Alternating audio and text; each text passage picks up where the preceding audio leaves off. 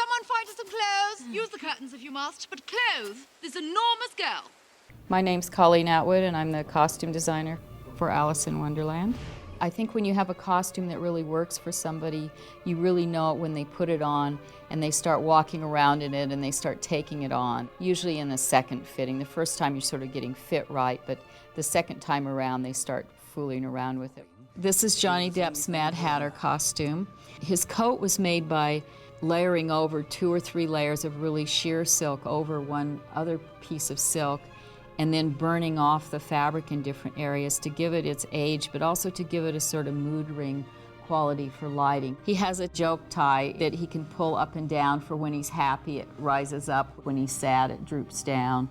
He has a set of his scissors here. He has little bits of ribbon that could pull together to make a hat at the last minute. We figured the Hatter had some spare time, and when he's sitting there waiting for Alice to come to tea, he did a little embroidery on his pants. He kind of lost his socks so they don't match. His waistcoat is tailored out of tiny little pieces of fabric that were cut and sewn over and remended, and all the buttons are different because he's a little bit like a magpie and just picks up things he sees and magically turns them into other things.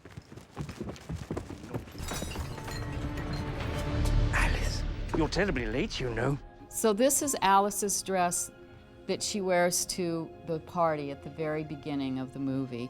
It's a real nod to the sort of blue of Alice and the sort of idea of a younger kind of Alice dress. We did embroidery at the hem, preempting there's rabbits and rural things, sort of preempting her run through the fields. Because she had to fall down the rabbit hole, she has a lot of layers on underneath.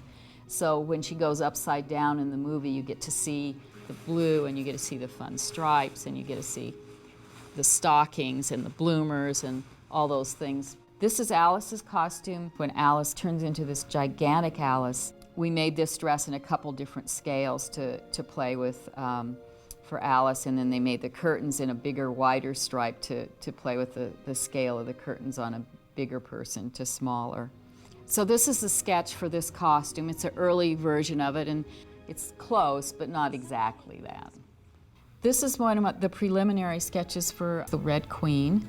We had a lot of exercises with her costume because we played with the scale of her head. Her head is technically many different sizes in the movie, so we were trying to work out what was the best sort of approach to the costume, and this was an early version that's fairly close, but we ultimately ended up changing the neck of the costume because her collar needed to come up like this and divide her neck so she actually had a neck.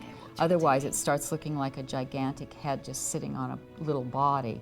We did this black outline here to give her even a more kind of wasp-like middle, to have it almost come to a point and then back out to the big skirt. We knew her colors would be the colors of the Red Queen's court, which are red, black with a touch of gold.